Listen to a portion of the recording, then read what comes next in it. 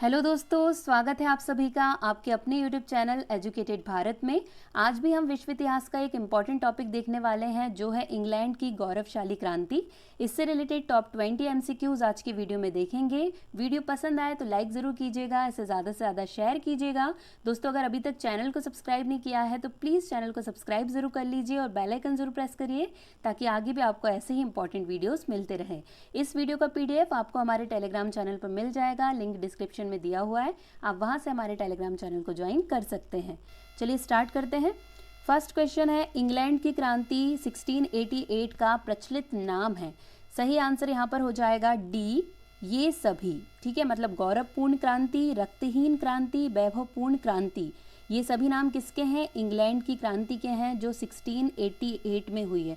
अब इसके इतने सारे नाम क्यों हैं? देखिए, ये एक ऐसी क्रांति है, आपको पूरे विश्व में सिर्फ ये एक ऐसी क्रांति मिलेगी जिसमें रक्त की एक बूंद भी नहीं बही थी और केवल प्रदर्शन और वार्तालाप से ही क्रांति सफल हो गई थी। यही रीज़न है कि इसे गौरवपूर्ण या गौरवशाली क्रांति, रक्तहीन क्रांति, वैभवपूर्ण क्रांति या फिर महान क्रांति इस नाम से जाना जाता है। तो आपको याद रखना है इसके इतने सारे नाम। नेक्स्ट, इंग्लैंड में गौरवपूर्ण क्रांति 1688 ईस्वी में हुई। उस समय इंग्लैंड का शासक कौन था? ये भी बहुत ज़्यादा इंपॉर्टेंट है। सही आंसर इसका क्या हो जाएगा? अगर आपको आंसर आता है तो साथ साथ कमेंट करते जाइए। सही आंसर है बी, जेम्स द्वितीय। इंग्लैंड में गौरवपूर्ण क्रांति 1688, उस समय इंग्लैंड का शासक कौन था? तो वो था जेम्स द्वितीय। देखिए, जो जेम्स द्वितीय था वो बहुत ही निरंकुश या ऑटोक्रेटिक शासक रहा है। वो स्वेच्छाधारी था। ये क्या करता था? लगातार अपनी सेना में ये वृद्धि कर रहा था और सेना की वृद्धि ये अपनी जनता की रक्षा के लिए नहीं बल्कि जनता को आतंकित करने के लिए करता था। तो ये आपको याद रखना है कि जेम्स द्वितीय जब इंग्लैंड की क्रांति हुई है उस टाइम पर शासक था। नेक्स्ट, जेम्स द्वितीय किस धर्म का अनुयायी था? सही आंसर यहाँ पर हो जाएगा सी, कैथोलिक धर्म। ठीक है, जेम्स द्वितीय किस धर्म का अनुयायी था अगर आपसे पूछा जाए तो सही आंसर क्या हो जाएगा? कैथोलिक धर्म का। देखिए, जो इंग्लैंड की ज़्यादातर जनता है वो मानती थी प्रोटेस्टेंट धर्म को। ठीक है, प्रोटेस्टेंट मत की अनुयायी थी या प्रोटेस्टेंट धर्म को मानती थी, जबकि जो जेम्स द्वितीय जो शासक था, जो राजा था इंग्लैंड का उस टाइम पे, वो कैथोलिक धर्म को मानता था। यही रीज़न था कि राजा जो है वो अपनी प्रजा को पसंद नहीं करता था, अपनी जनता को पसंद नहीं करता था, क्योंकि वो अलग धर्म को मानती थी, जबकि जनता भी राजा को कुछ खास पसंद नहीं करती थी क्योंकि वो निरंकुश था और वो धर्म कैथोलिक धर्म को मानने वाला था। नेक्स्ट, गौरवपूर्ण क्रांति का तात्कालिक कारण क्या था? बहुत इंपॉर्टेंट है ये भी। सही आंसर इसका अगर आपको आता है तो साथ साथ कमेंट करते जाइए दोस्तों, और प्लीज़ एक लाइक ज़रूर कर दीजिएगा अगर वीडियो पसंद आ रहा है तो, क्योंकि एक लाइक बहुत ज़्यादा मोटिवेट करता है, इसलिए प्लीज़ लाइक ज़रूर कर दीजिए। इसका सही आंसर हो जाएगा बी, जेम्स द्वितीय के पुत्र का जन्म। गौरवशाली जो क्रांति हुई है इंग्लैंड में उसका अगर आपसे कभी तात्कालिक कारण पूछा जाए तो सही आंसर क्या हो जाएगा? जेम्स द्वितीय के पुत्र का जन्म। देखिए, हुआ क्या था, जो जेम्स द्वितीय है उसकी जो पहली पत्नी थी उससे उसकी एक पुत्री थी जिसका नाम था मैरी। ठीक है, उसकी पुत्री जिसका नाम क्या था? मैरी था। और ये जो मैरी थी ये प्रोटेस्टेंट धर्म को मानती थी। ठीक है, इसके पिता भले ही कैथोलिक धर्म को मानते थे मगर ये जो मैरी थी ये प्रोटेस्टेंट धर्म को मानती थी। और इसकी शादी हुई थी हॉलैंड के राजकुमार के साथ जिसका नाम था विलियम, और जो विलियम था वो भी प्रोटेस्टेंट था। तो जो यहाँ की जनता थी उनको लगता था कि अगर अभी जेम्स द्वितीय इतना निरंकुश है तो ठीक है, आगे आने वाले समय में तो मैरी ही शासक बनेगी, मैरी और उसका पति ही शासक बनेंगे तो उनकी सारी परेशानी दूर हो जाएगी। लेकिन प्रॉब्लम तब हो गई जब जेम्स द्वितीय की जो दूसरी पत्नी है उसने एक पुत्र को जन्म दे दिया, क्योंकि इसकी जो दूसरी पत्नी थी मैडोना वो बहुत ही कट्टर कैथोलिक धर्म को मानने वाली थी। तो इसीलिए उसने एक पुत्र को जन्म दिया था। तो जो इंग्लैंड की जनता थी वो डर गई थी कि अब पुत्र हो गया है तो पुत्र ही इसके बाद शासक बनेगा और ये भी बिल्कुल इसी की तरह होगा जो कैथोलिक धर्म को मानेगा और फिर हमारे साथ अत्याचार किए जाएंगे। तो यही तात्कालिक कारण रहा है इस गौरवपूर्ण क्रांति का। नेक्स्ट, 1688 में फ्रांस का शासक कौन था? इसका सही आंसर हो जाएगा ए लुई 14। ठीक है, जो 1688 में इंग्लैंड रिवॉल्यूशन हुआ है उसमें फ्रांस का शासक कौन था? तो फ्रांस का शासक उस टाइम पे लुई 14 था। ठीक है, देखिए जो लुई 14 है ये खुद भी कैथोलिक धर्म को मानने वाला था और ये जेम्स द्वितीय का बहुत अच्छा मित्र था। ठीक है, ये किसको? कैथोलिक धर्म को मानता था और जेम्स द्वितीय का बहुत अच्छा मित्र था। और ये भी क्या करता था? अपने फ्रांस में जितने लोग प्रोटेस्टेंट धर्म को मानते थे उन पर अत्याचार करता था। उनके अत्याचारों से बचने के लिए फिर वो सब कहाँ आ जाते थे? इंग्लैंड आके बसने लगे थे। इससे भी इंग्लैंड की जनता को बहुत प्रॉब्लम होने लगी थी। तो अगर आपसे पूछा जाए कि इंग्लैंड की क्रांति के समय फ्रांस में कौन सा शासक था, तो सही आंसर हो जाएगा Louis 14। Next, Duke of Argylle ने विद्रोह कब और किसके विरुद्ध किया? बहुत इंपॉर्टेंट है ये भी। सही आंसर इसका क्या हो जाएगा? सही आंसर इसका बी, 1688 में जेम्स द्वितीय के समय ड्यूक ऑफ अर्गिल ने विद्रोह किया था। ठीक है, देखिए स्कॉटलैंड में अर्ल ऑफ अर्गिल या फिर ड्यूक ऑफ अर्गिल का विद्रोह हुआ था। इस विद्रोह का भी जेम्स द्वितीय ने बहुत ही कठोरता से दमन किया था।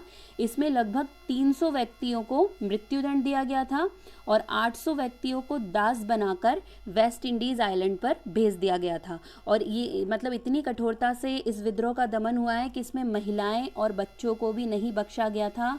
उनके साथ भी बहुत बर्बरता की गई थी। तो इसीलिए इसे याद रखना है। ड्यूक ऑफ अर्गिल या अर्ल ऑफ अर्गिल पूछा जाता है।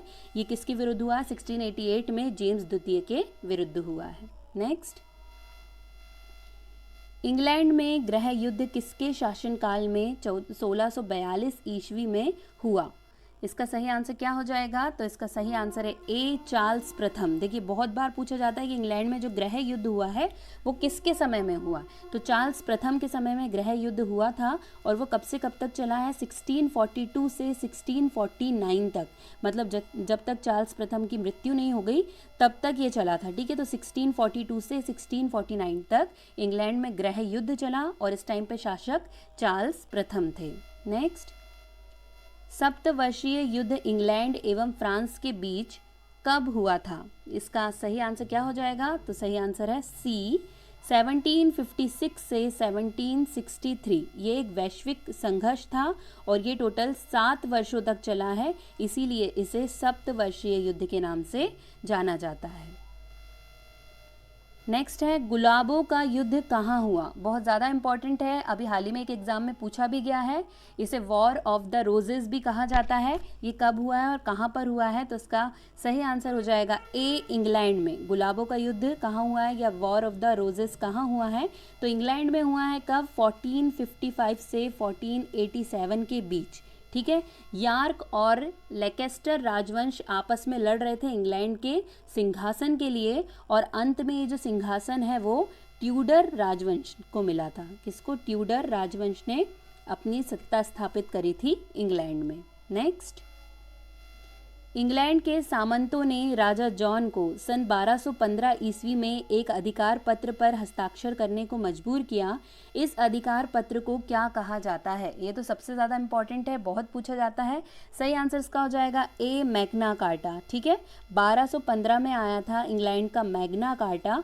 ठीक है, और ये वो अधिकार पत्र है जिसपे साइन कराए गए थे राजा जॉन के। नेक्स्ट, मैग्ना कार्टा किसकी घोषणा पत्र था? बहुत ज़्यादा इंपॉर्टेंट है। सही आंसर यहाँ पर हो जाएगा डी, सर्वसाधारण के अधिकारों का घोषणा पत्र था मैग्ना कार्टा, जो 1215 में आया था। नेक्स्ट, किसके शासनकाल में संसद राजा के हाथों की कठपुतली बनी रही? तो इसका सही आंसर हो जाएगा सी, ट्यूडर वंश के शक्तिशाली राजाओं के आगे जो संसद थी इंग्लैंड की वो हाथों की कठपुतली बनी रही थी।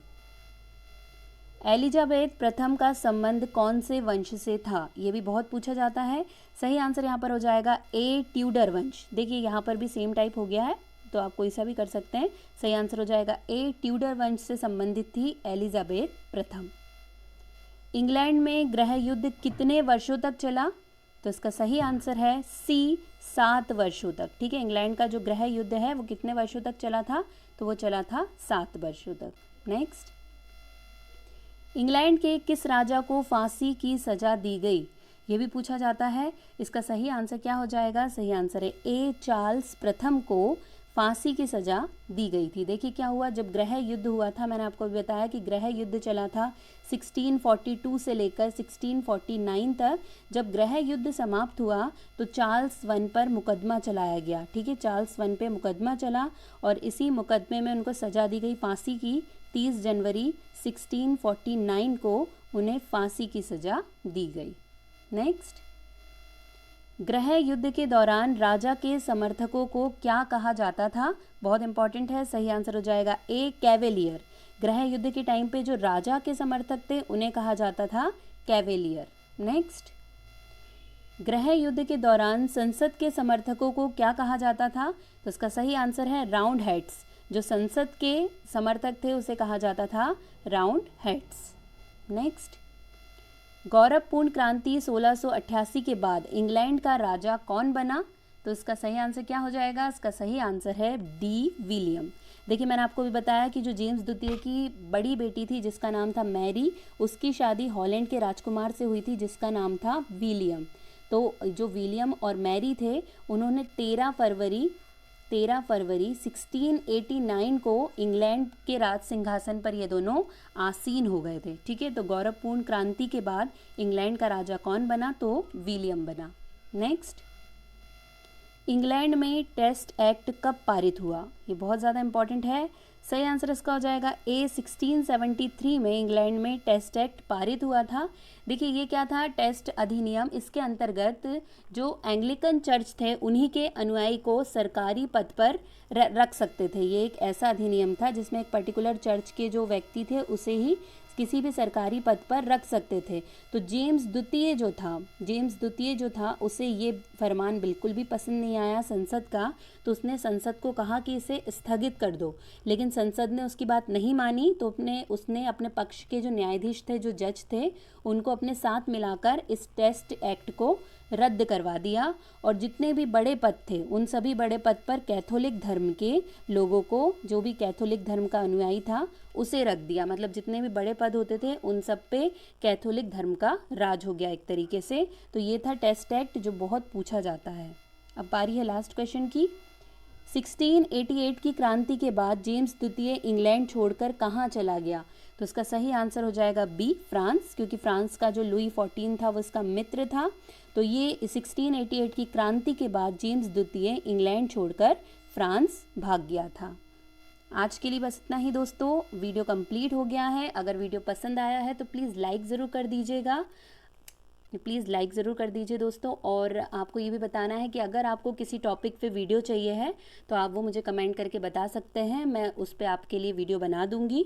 आज के लिए बस इतना ही। अब आपसे मुलाकात होगी एक नए वीडियो के साथ। तब तक के लिए पढ़ते रहिए, आगे बढ़ते रहिए। जय हिंद, जय भारत।